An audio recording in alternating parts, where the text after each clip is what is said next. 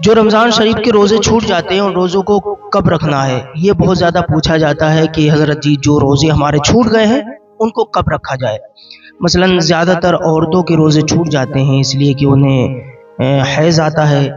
ماہواری کی شکایت ہوتی ہے جس کی وجہ سے روزوں کی قضا کرنا ہوتی ہے۔ اسی طرح مرد سے بھی کسی طرح کوئی مجبوری کے تحت اگر روزے چھوٹ جاتے ہیں تو اس کی پھر قضا کب رکھی جائے گی اور کس طرح رکھی جائے گی اور اس کی نیت کیا ہے، میں انشاءاللہ تعالی اس پر آج گفتگو کروں گا۔ سنیے، سب سے پہلے تو یہ کہ دیکھیے رمضان شریف کے روزے، اگر روزے میں رمضان کے مہینے میں کسی عورت کو حیض آ جائے، ماہواری کی شکایت ہو جائے، یعنی جو خون آنے لگتا ہے، اس کی اگر شکایت ہو جائے تو پھر عورت پر لازم ہے کہ ان روزوں کی قضا کرے۔ دیکھیے نماز، اگر نماز کے حالت میں جیسے مان لیا ہوتا ہے تو اگر ہر مہینے میں نمازوں کی قضا کرے گی تو زیادتی ہو جائے گی، پھر مصیبت میں پھنس جائے گا۔ وہ اسلام جو ہے مصیبت سے نکالنے کا نام ہے، کیونکہ پھر اس کے اوپر بہت زیادہ نمازیں چڑھ جائیں گی،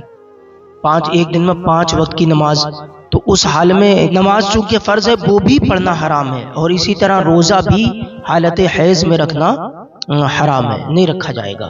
لیکن اس کی قضا کرنا پڑے گی، نماز کی قضا نہیں ہے، اس لیے کہ قرآن کہتا ہے لا یکلف اللہ نفسا الا وسعها، یعنی اللہ تعالیٰ کسی جان پر اس کی طاقت سے زیادہ بوجھ نہیں ڈالتا، یہ قرآن کی آیت ہے۔ تو اگر نمازوں کا حکم ہو جائے قضا کرنے کا، پھر اس پہ جو ہے بوجھ بن جائے گا، اور شریعت جو ہے بوجھ نہیں بنتی ہے۔ لیکن روزے چونکہ سال میں ایک مرتبہ آتے ہیں، رمضان کے مہینہ جو ہے ایک مرتبہ آتا ہے سال میں، تو اس لیے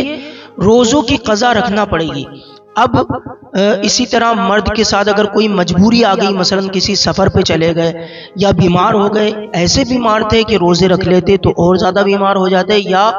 موت آنے کا بھی خطرہ تھا، تو پھر اب شریعت اجازت دیتی ہے کہ روزے ابھی چھوڑ دے اور رمضان کے بعد رکھ لے۔ اب سوال یہ کہ نیت کس طرح کریں گے۔ دیکھیے رمضان کے بعد میں روزے چاہیں تو آپ شوال میں رکھ لیں، جتنی جلدی ہو سکے اتنی جلدی ان روزوں کی قضا کریں، کیونکہ موت کا کوئی پتہ نہیں، تو بہتر ہے کہ آپ جلد سے جلد رکھیں۔ ویسے آپ پوری زندگی میں، پوری سال میں کبھی بھی جو ہے رمضان کے مہینے کی قضا کر سکتے ہیں، لیکن ضروری یہ ہے کہ جلد سے جلد ان روزوں کی قضا کر لیں۔ عورتیں بھی، زیادہ تر ہوتا ہے عید والے دن روزہ نہیں رکھنا ہے، یہ توجہ سنیں، عید کے دن روزہ جو ہے وہ رکھنا نہیں چاہیے، شریعت منع فرماتی ہے۔ تو عید والے دن چونکہ وہ خوشی کا ماحول ہوتا ہے اور ہر کوئی کھانے پینے میں مصروف ہوتا ہے، اللہ تعالیٰ نے وہ اس کی حکمت وہ جانتا ہے، اس نے منع فرمایا۔ حضور نے فرمایا کہ عیدین میں روزے نہ رکھے جائیں۔ اب میری بات اور توجہ سے سنیں آپ، شوال میں عید کے بعد میں جو 6 دن ہوتے ہیں اکثر لوگ ان میں روزے رکھتے ہیں، تو ان میں روزے رکھ لیں تو اور زیادہ اچھا، کیونکہ جلدی ہو جائے گا، لیکن عید والے دن نہیں۔ اسی طرح بعد میں بھی ایسے کسی مرد کا ہو جائے، چھوٹ جائے، تو اس کو بھی چاہیے کہ ان 6 دنوں میں روزے رکھ لے، اور 7 دنوں میں روزے رکھ لے، 10 دنوں میں، جتنے دنوں میں چاہے رکھ لے، جلد سے جلد روزوں کی قضا کر لیں۔ اب سوال یہ کہ نیت کس طرح کریں گے، تو اس کے لیے انشاءاللہ میں آپ کو بہت اچھے طریقے سے بتانے کی کوشش کر رہا ہوں، سنیں بہت توجہ کے ساتھ، کہ روزوں کی قضا جو ہے، قضا روزے رکھیں گے، اس کی نیت تو دل میں یہ ارادہ ہونا چاہیے کہ میں رمضان کے مہینے کے روزے کی قضا کر رہا ہوں، بس دل کے پختہ ارادے کا نام